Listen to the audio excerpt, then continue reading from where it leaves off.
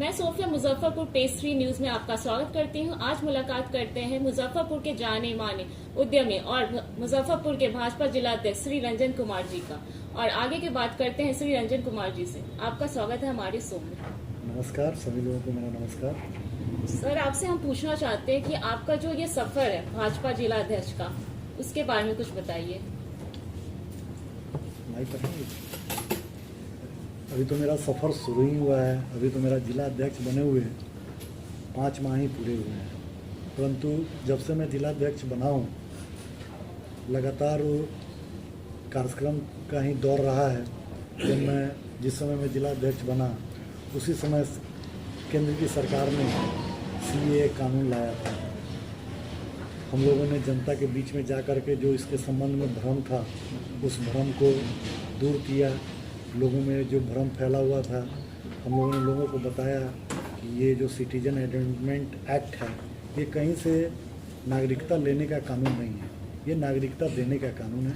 और इसमें हम लोग बहुत हद तक सफल हुए और देश की जनता इस बात को समझ जाएगी। उसके पश्चात जनवरी महीने में गृह मंत्री बनने के बाद उस समय के हमारे निवर्तमान राष्ट्रीय अध्यक्ष अमित शाह जी की बिहार में प्रथम रैली थी वैशाली में, और उसमें हमारी मुजफ्फरपुर की जिला इकाई ने जोर शोर लगा के 50,000 से ज़्यादा लोगों की संख्या में हम लोग उपस्थित थी, वहाँ अपनी दर्ज कराई। और जब हम जिला अध्यक्ष बने थे उसके बाद सर्वप्रथम जब हम 26 दिसंबर को जब अपना कार्यभार संभालने गए थे तो हम लोगों ने उसी दिन मुजफ्फरपुर में CAA एक्ट के समर्थन में एक तिरंगा यात्रा निकाला था। जो तिरंगा यात्रा आज तक में मुजफ्फरपुर के इतिहास में अभूतपूर्व रहा था। उसमें लगभग 20 से 25,000 लोगों की उपस्थिति थी, और वो कोई जमा की गई भीड़ नहीं थी, वह स्वतः स्फूर्त हुई भीड़ थी, जिसमें एक तो CAA के समर्थन था और एक तिरंगे का दम था, और भारतीय जनता पार्टी के कार्यकर्ताओं का जोश था। विश्व की सबसे बड़ी पार्टी है तो कार्यकर्ताओं की भी कमी नहीं है, इसलिए 25,000 की संख्या कोई बहुत बड़ी हमारी पार्टी के लिए वो संख्या भी नहीं थी। उसके बाद हम लोगों ने अपने टीम का गठन किया और बहुत अच्छे से हम लोग काम कर रहे हैं। हम लोगों ने अभी बूथ स्तर तक अपने टीम का हर बूथ पर हमने 7 सदस्यीय कमेटी का सप्तऋषि का निर्माण किया है, जिसके तहत आज हम लोगों ने मन की बात सप्तऋषि के साथ हम लोगों ने किया। पूरे ज़िला में 3231 बूथ है, जिसमें से लगभग हम लोग 23 से 2400 बूथों पर आज अपनी उपस्थिति दर्ज कराए हैं, जो कि 70-75% के आसपास होता है।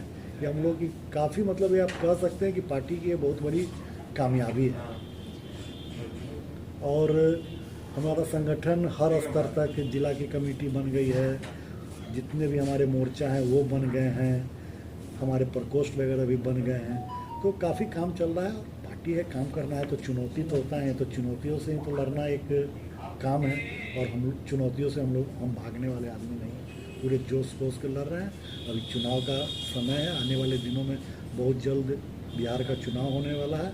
हम लोग के मुजफ्फरपुर में 11 विधानसभा है, जहाँ पर मेरा संगठन बहुत ही मजबूत संगठन है, और हम आशा करते हैं कि हम लोग 11 विधानसभा भारतीय जनता पार्टी अपने गठबंधन के साथ 11 सीट जीतेगी और NDA की झोली में जाएगी। अगला क्वेश्चन है सर, स्मार्ट सिटी के अंतर्गत जो मुजफ्फरपुर में कार्य हो रहा है उसके बारे में बताइए। देखिए, स्मार्ट सिटी मुजफ्फरपुर का चयन स्मार्ट सिटी में हुआ है। कोई भी काम होता है तो उससे पहले कुछ कागजी प्रक्रिया होती है जिसमें वक्त लग जाता है, और हमारे यहाँ ज़िले के नगर के विधायक हैं और हमारे मंत्री हैं, वो भी नगर विकास मंत्री ही हैं, इसलिए उन पूरा जोर शोर से उसमें लगे हुए हैं। कागजी प्रक्रिया पूरी लगभग हो चुकी है। अब आने वाले दिनों में इसका आपको रिजल्ट पटल पर दिखेगा। कोविड-19 को लेकर सरकार जो कदम उठा रही है उसके बारे में क्या बोलना है? देखिए, पूरे देश में सरकार ने, भारत की केंद्र की सरकार ने जो कदम उठाया, आज उसी की देन है कि भारत में इतना कम लोग इससे संक्रमित हुए। नहीं तो देखिए, और सब जगह क्या है, क्षेत्रफल ज़्यादा है और जनसंख्या कम है, और ठीक उसके विपरीत हमारे देश में क्षेत्रफल कम है और जनसंख्या उस रिस्पेक्ट में बहुत ज़्यादा है। ये हमारे सरकार की एक साहसिक कदम थी पहले से ही इतनी चेत कर सरकार ने फूंक फूंक कर एक कदम रखा, जिसके कारण आज इस देश में संक्रमण इतना कम हुआ है, कैजुअलिटी भी बहुत कम हुई है। ये हमारे केंद्र के सरकार की ही सोच और मोदी जी के नेतृत्व का ही ये फल है, नहीं तो आज हम आप इस स्थिति में आज नहीं होते। बिहार मजदूर जो इस लॉकडाउन के कारण जो परेशानी झेल रहे हैं उसके बारे में क्या बताएं? नहीं, कोई परेशानी नहीं झेल रही है। पूरे देश में मजदूरों को जो सरकार के द्वारा, केंद्र सरकार से लेकर के बिहार सरकार के द्वारा जो सुविधा उपलब्ध कराई गई है, जिससे सब सही सलामत अपने घर तक पहुंच गए हैं और किन्हीं को किसी चीज़ की दिक्कत नहीं है। मुफ्त अनाज से लेकर के पीडीएस के थ्रू सस्ते दामों में अनाज उपलब्ध कराया गया। हमारी पार्टी की ओर से इस ज़िले में कोरोना जब से ये संक्रमण चालू हुआ है, हम लोग लगभग 47,000 परिवारों के बीच में सूखा अनाज पहुंचाए हैं। 1 लाख से ज़्यादा लोगों को भोजन कराए हैं, आवश्यक वस्तु की पूर्ति कराए हैं। प्रवासी मजदूर भी जो आ रहे हैं उनको भी रास्ते में हम लोग मदद किए हैं, उनको भी हम लोग रास्ते में खाना, बिस्कुट, नमकीन, पानी, चप्पल मुहैया कराएं। इसलिए कहीं कोई दिक्कत नहीं। देखिए, ये सब विपक्ष जो है ना, उसके पास कोई मुद्दा नहीं है। विपक्ष मुद्दा विहीन हो गया है। ये इस तरह का भ्रम फैलाता है और कोई कहीं से किसी को दिक्कत नहीं है। वर्तमान में देखा जा रहा है मुजफ्फरपुर में दिन पर दिन कोरोना पेशेंट बढ़ते जा रहे हैं। जो भी कोरोना पेशेंट बढ़ रहा है वो यहाँ के नहीं है, वो बाहर से जो हमारे मजदूर भाई लोग आ रहे हैं या कोई लोग भी जो बाहर से आए हैं वो संक्रमण ले करके आए हैं, वो बढ़ा है। हमारे स्थानीयों में संक्रमण कहीं से नहीं आया है और उसी स्थानीय में जो 1-2 उनके संसर्ग में लोग चले गए हैं, उन लोगों में ये संक्रमण आया है। ऐसे हमारे मतलब मुजफ्फरपुर में अभी तक जितने भी आप देखेंगे तो 98-7% लोग बाहर से आने वाले लोग हैं जो क्वारंटाइन में हैं और वो लोग भी ठीक हो के अपने घर जा रहे हैं। लॉकडाउन 4 में जो ढील दिया गया उसके कारण देखा जा रहा है रोड पे काफ़ी जाम हो रहे हैं, तो जिससे क्या बोलते हैं फॉलो नहीं किया जा रहा है जो रूल्स है, मतलब डिस्टेंस वाला, तो उसके लिए आप आम जनता को क्या बोलना चाहेंगे? नहीं, देखिए, रूल फॉलो किया जा रहा है, लेकिन जनता है थोड़ी सी बेचैनी होती है। इतने दिनों से लॉकडाउन है, ऐसा देश में कभी नहीं हुआ था, फिर भी जनता ने बहुत ही संयम का परिचय दिया है, जिसके कारण हम लोग आज बचे हुए हैं, नहीं तो बहुत भयावह स्थिति होती। और लॉकडाउन का लोग पालन कर ही रहे हैं, लोगों ने पालन किया ही है। अभी 7 बजे शाम तक सब लोगों को घर लौट जाना है। अब 7 बजे शाम के देखिए सड़कों पर वीरानी सी छा जाती है, लोग लौट जाते हैं। 1-2 किसी इमरजेंसी में निकलते हैं, ऐसी कोई खास बात नहीं है। मुजफ्फरपुर में चमकी भी दस्तक दे चुका है, तो उसके लिए आप लोग क्या कर रहे हैं बचाव के लिए? देखिए, इस बार चमकी को लेकर सरकार की पहले से बहुत बड़ी तैयारी हो चुकी हुई है। मेडिकल कॉलेज में इसके लिए अलग से पहले से ही काफ़ी अच्छा इंतजाम एक अलग में करके यूनिट इसका बनाया जा चुका हुआ है, जिसमें इसका इलाज चल रहा है। और आप देख रहे होंगे कि चमकी जो पिछली बार इतनी सैकड़ों की संख्या में आ रहा था, अभी 1-2 की संख्या में आ रहा है और वो लोग भी इलाज करके सही होके वापस जा रहे हैं।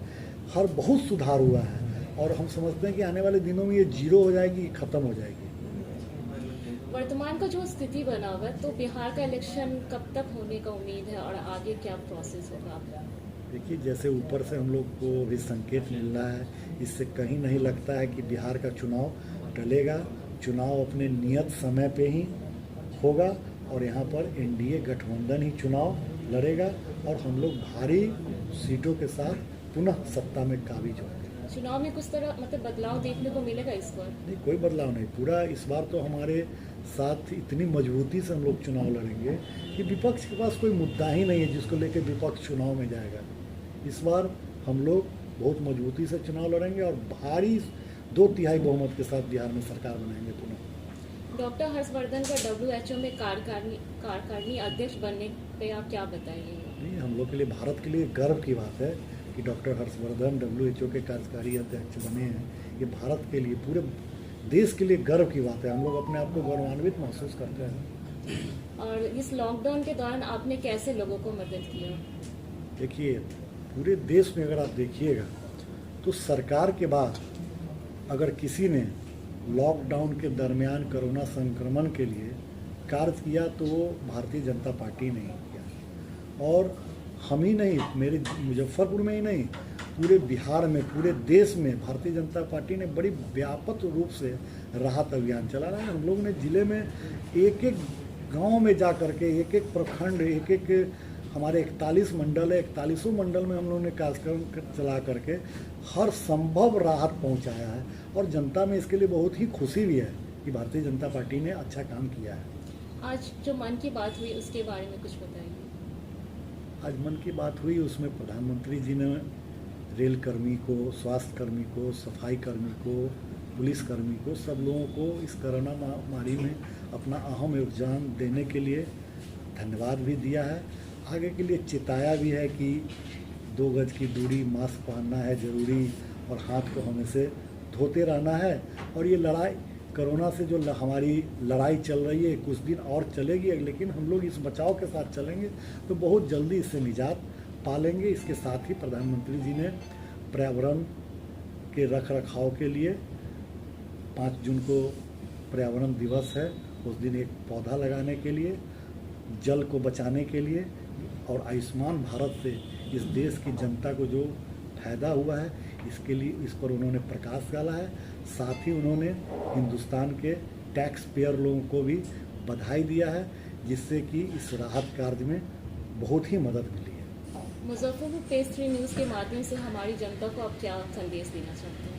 देखिए, आपके चैनल के माध्यम से हम मुजफ्फरपुर की जनता को कहना चाहते हैं कि अभी इस लड़ाई में सब लोग हमेशा सजग रहें और जो सरकार का गाइडलाइन है उसका पालन करें और घर में रहें, सुरक्षित रहें, काम रहे तो निकलें और हमेशा लोगों से एक जो फिजिकल डिस्टेंसिंग बनाकर रखना है रखें, 2 गज की दूरी रखें, मास्क जरूर पहनें, बगैर मास्क पहने हुए सड़क पे नहीं निकलें और हाथ को हमेशा हर आधे घंटे 15 मिनट पे धोते रहें। और इस तरह से अगर हम लोग बच के चलेंगे तो बहुत जल्दी इस जो हमारे ऊपर ये काल है, ये काल छट जाएगा। अपना कीमती समय देने के लिए धन्यवाद। धन्यवाद। पेज 3 चैनल को भी मेरा बहुत शुभकामना।